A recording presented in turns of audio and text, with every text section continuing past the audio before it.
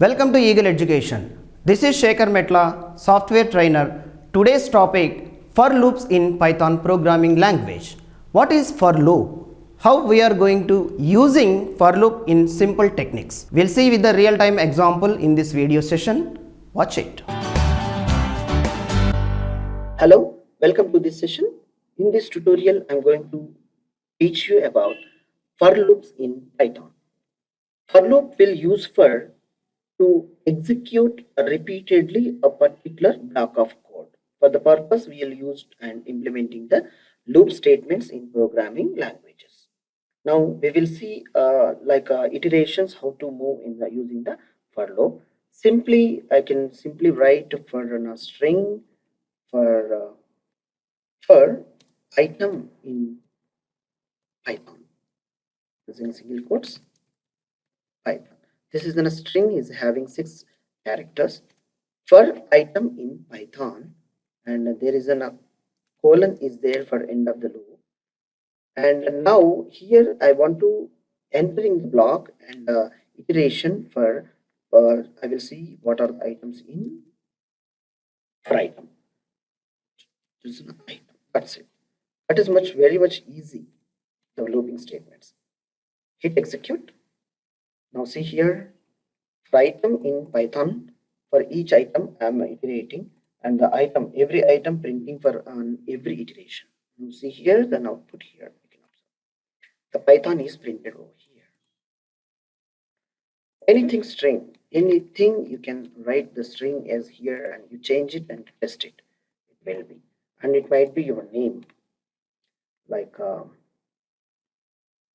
John Perry. You will see here space John Perry. Like this, you change it and check that for loop how it would be going to be and executing. And also similarly, instead of writing here a simple string, we can also iterate that interpret as strings. List items. John is there, many items.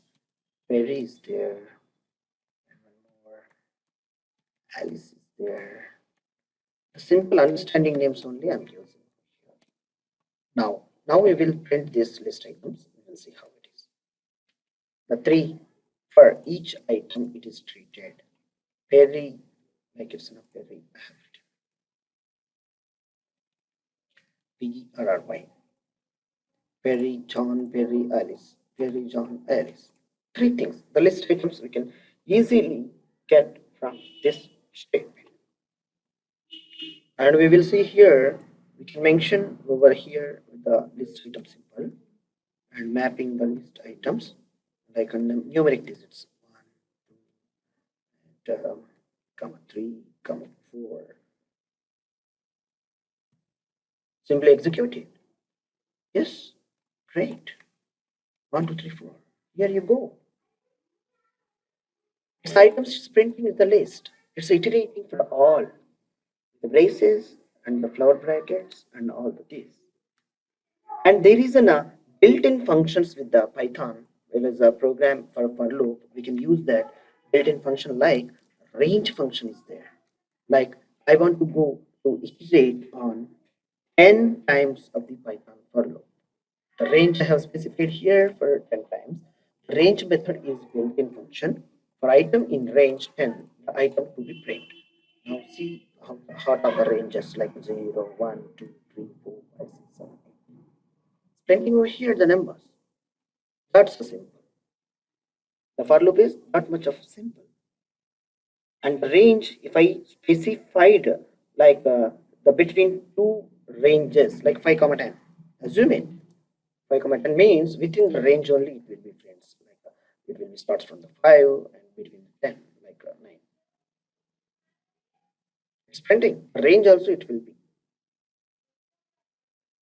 And also there is a range we can the loop iterating on each and every step that we can jump with the incrementing of the value plus 2 means it's a C. 3 only it's gaining here. Right, the incrementing value we are giving you rather than 1 plus 1 plus 1 plus 1, we'll give to plus 2. All right. In that declaration, it's very easy to done.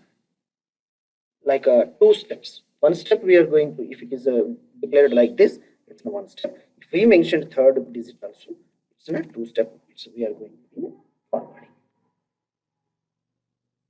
And I have an like a simple thing for sum of totals from the numbers or prices or price. You can say take prices. Why? Because I'm giving in a group of prices over here. And here, what is the numbers I have to give? Some numbers 10, 12, 10, and again 10. The sum we'll take from here. For price item, we can say that word is price here. In prices from this list items. Okay. Prices. And here, what I have to write here on every iteration. Yeah. Total plus or equal to assigning price. On every iteration, this particular price will be assigned to this total.